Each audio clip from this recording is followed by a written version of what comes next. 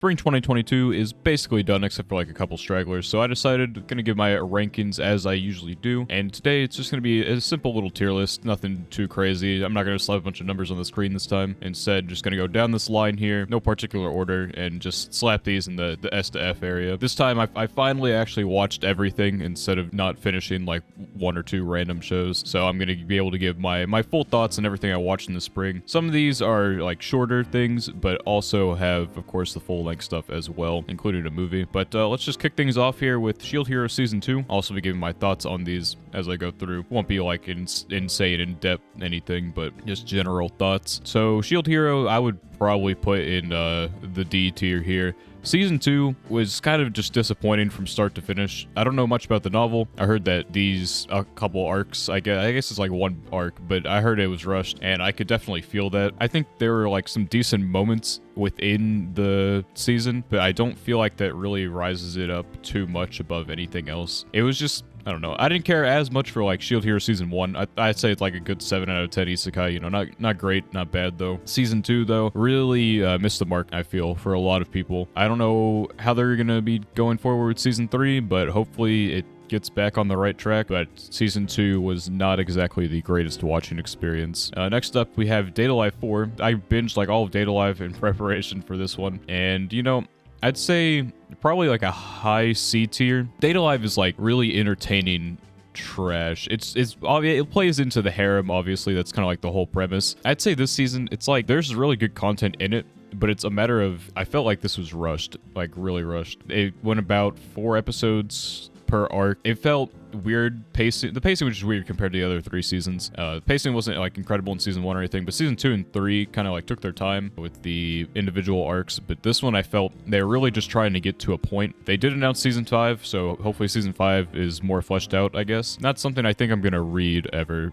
but it's there. It was generally fine though. I think the last arc was pretty good. I can see why they wanted to get to it within this season, but I just wish that it didn't have to hurt the rest of the anime as well. The general art style and the studio changed. I think the art style was fine for like normal scenes, but fight scenes, they used a lot of really bad CGI, and which is definitely a big step down. Not that Datalife's ever been like too crazy with the animation, but it's very noticeably not good CG. So that was unfortunate. Next up, we have Bookworm. Probably put Bookworm like low B. It was a good season. I think it's an interesting setup for where things are going to go. This definitely felt more like a transitional kind of season. I think Bookworm light novel is like spread into a bunch of different parts. I think we just finished part 2, if I'm not wrong. It definitely feels like the end of a part. And if we do get future productions, which I want to say they had a to be continued at the end of this. Maybe I'm crazy. I can't remember for sure. I think it'll definitely get interesting as it goes on if we get more seasons. Hopefully we do. I like Bookworm. It's a fun little isekai, and I hope we can get some more out of it. It's like one of the, I think the studio, like, they don't produce a whole lot, but they produced a whole lot of Bookworm, so hopefully they just kind of keep running with it. Next up, we have Kaguya Season 3, and that's just going straight to S tier. It is currently holding, at the time of recording this, the top spot on my anime list for the highest rated anime of all time. Whether or not it holds that, I guess we'll be seeing, but it's held out longer than any anime I think I've ever seen against Full Metal Alchemist, so it might just end up staying there. Whether or not, like, I would say it's the greatest anime of all time, I don't know, but I think that it is a great anime. Like Kaguya, I already love Kaguya. I think there's even better stuff to come after Season 3, and we did get an animation production announcement. I don't know if it's gonna be a movie or Season 4 or something, but the next arc should be pretty damn good. I think the Kaguya is about, it's just such a great series. If you haven't read the manga, I really suggest going to read it. It ends very soon. 13 chapters, I think, from the most recent one's release, maybe 14. I don't know if it counted that chapter or not. It's such a great series. I can't praise it enough. It's the 3rd season, so by this point you're kind of like on the train or you're not. But if you are interested in romance or comedy and anime, just go ahead and watch Kaguya. It's such a well animated. There's so much love that goes into it. It definitely provided some of the best entertainment from the spring season, and probably going to be for the year. Next up, we have Q. Q is an interesting one. I'll put that in the C tier. Q is like, I don't know if I call it idol. It's like fringe idol. It's more about voice actresses than it would like the typical idol stuff. There is idol like concerts in there, because voice actresses have to do more than just, you know, voice act. In Japan, they're kind of like idols, I guess. They do a lot. There's voice acting work. A lot of them end up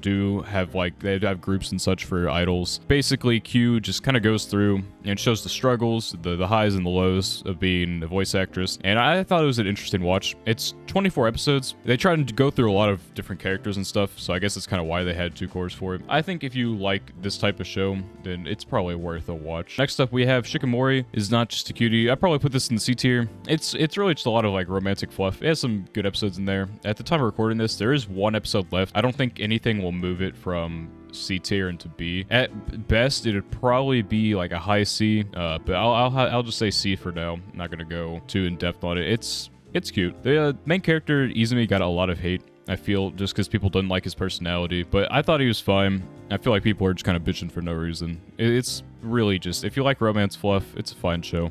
It's cute. I like the characters in it, and it was a fun watch, and I'm excited for the finale to come in a few days, really. But next up, we have Summertime Render, and this is something I'd probably put in A. Tempting to, I don't know about S, but it's definitely A tier entertainment. I think that the thing I like most about this anime is that the characters all just make decisions that make sense. It's the most like sensible cast I've seen in a long time. It'll be like the most basic thing, and you'll feel so like proud of the character, even though it's like something they should just do normally in most other anime. It's a breath of fresh air. It's very exciting every week.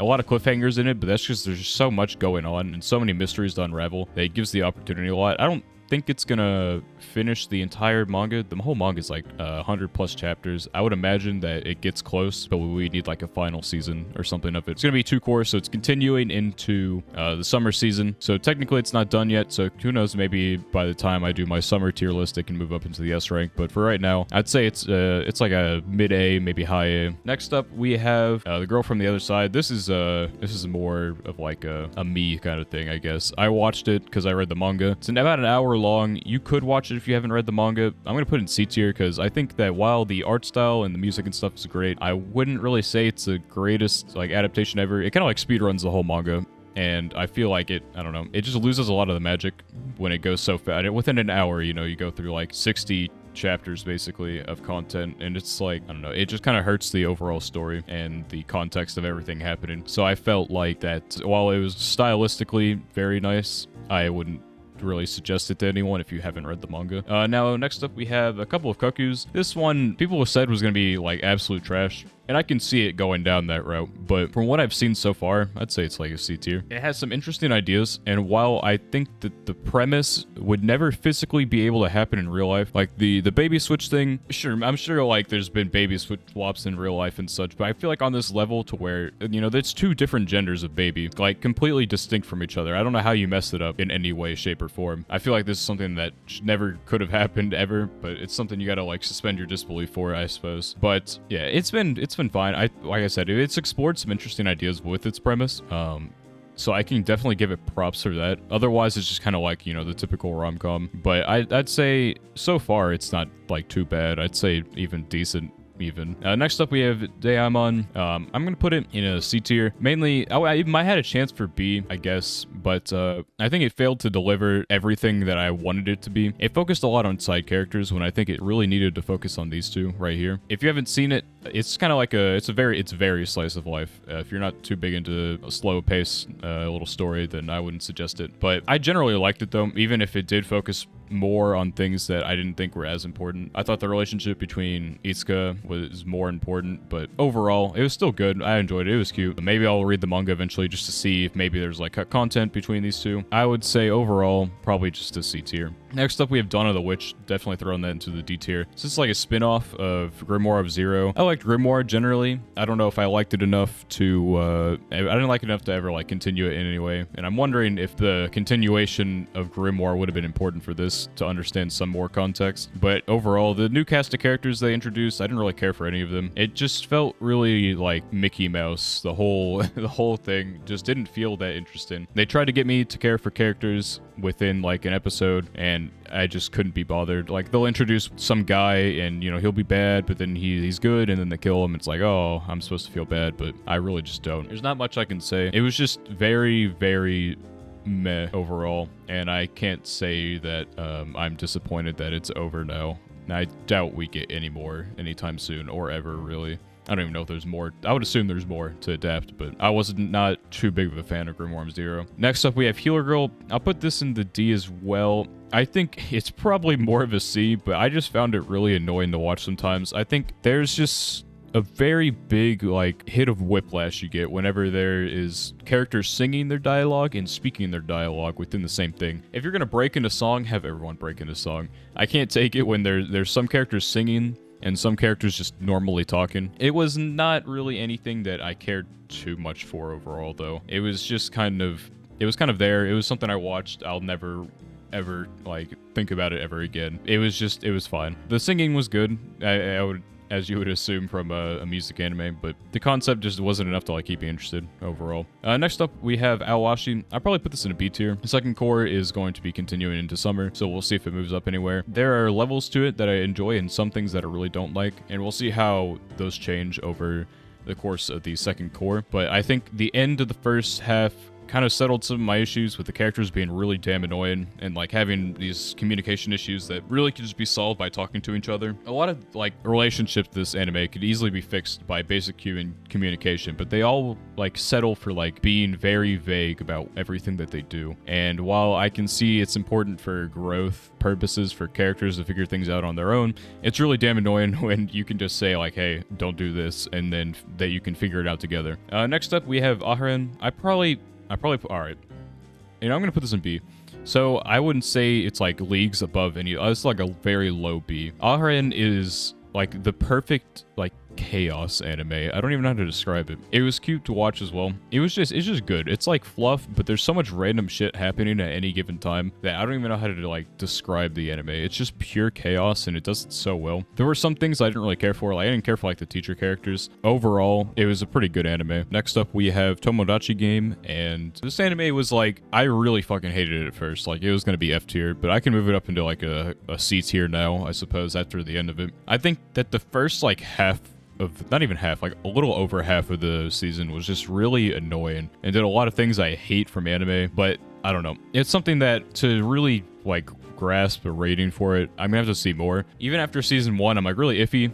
It's like teetering on like being good or being really bad. There's good to it and there's bad to it. I think what it's set up next is honestly pretty interesting. For right now, I'd say C tier.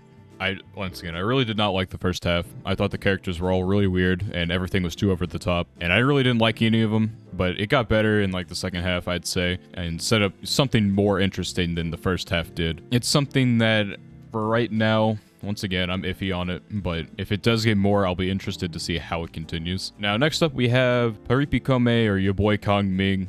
I really enjoyed this. It was fun. It's not like the most like inventive thing ever, but I liked it anyway. I do wish they used more than like one song ever throughout the entirety of the series. There's like a few songs they choose from and use them over and over again until like the last song. But really, it's just fun. There's nothing else to it. It's not like a great character thing or anything. I did see someone mention it did like just normal relationships between like platonic relationships really well, and I could agree with that. I'd say there's nothing like no like forced dynamics. I'd say it's everyone who talks to each other. You can definitely like feel some good friendship vibes from them. I think it's just an enjoyable thing to watch overall. If you're looking for something dumb and fun and you like music, I'd say Yaboikongming is a very good show to watch. It has good music. The opening is the reason I watched it. I wasn't gonna watch it. I didn't really even know about it either. And then the OP was linked to me, and I watched it, and it was kind of a bop. So I ended up watching it, and it was definitely worth watching. Next up, we have Bubble. Bubble is like a very low C. So Bubble it had a lot of names behind it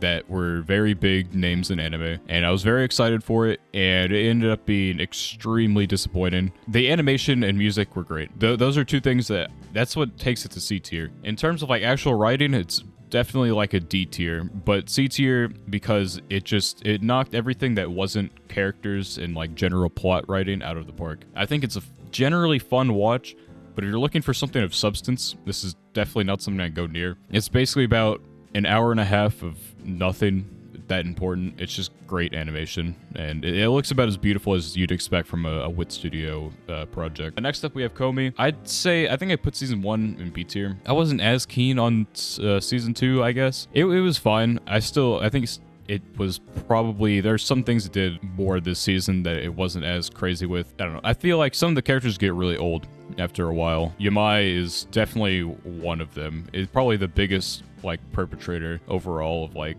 she's just an annoying character. There's nothing that she adds. You take out Yamai from Comey and it like instantly gets so much better.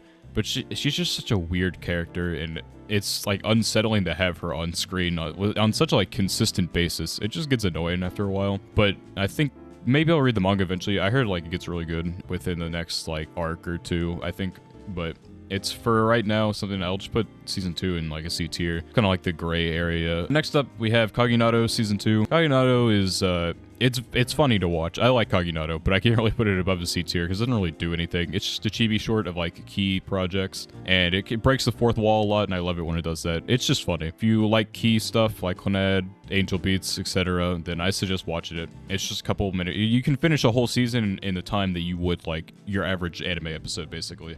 Like an anime episode and a half. So if you like key stuff, I say go ahead and watch Kagunado. Like hell, I've only seen a little bit of Canon, Angel Beats, and Clannad, and I like Kagunado, even if I don't understand everything that's happening. Next up, we have the infamous Spy Family, or Spy X Family, whatever the fuck you want to say. I have my own video on this if you want to go watch that, but I'd say S tier for this season. I think it'll be interesting to see how it continues, but I just had fun watching it every week. It's about as simple as that. It's just good. There's like nothing I feel like it really misses on. I feel like maybe there could be a stronger dynamic between these three as like a whole, but I feel like the characters individually work well and they have good moments together. I think that they bounce off each other well, but I feel like it could be better. I feel like it'll probably get to that point in the second half, and we could probably use more like plot points. I feel like we're not really moving in any direction. We're just kind of like at a standstill. We know what the goal is, and there's like some movement towards it, but I feel like there needs to be something like more substantial for me to like keep my high opinion of it. But yeah, no, Spy Family, great. I have my own video on it, so I don't want to like talk too in depth, but if you want to go watch that, you can, because we're basically done with this. Because the last thing we have on the list here is, it's basically the Pokemon Legends Arceus anime. It was 3 episodes, each of them like got progressively longer. It was fine. You give it a C tier.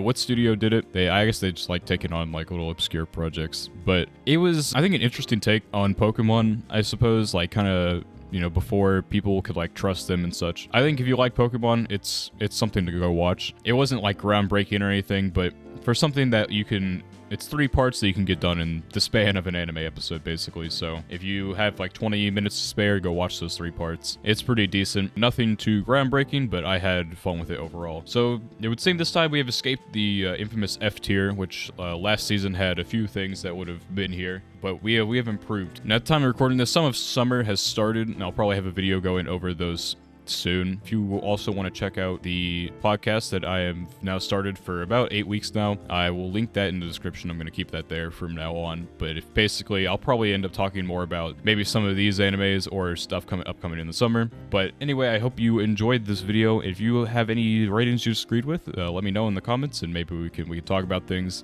start a little discussion. Anything that you think I should have watched from this season as well. I'm always open to suggestions. I miss things on occasion, but I feel like I have a pretty good little list of things that I've watched here. And yeah, I will see you in another video. Thank you and goodbye.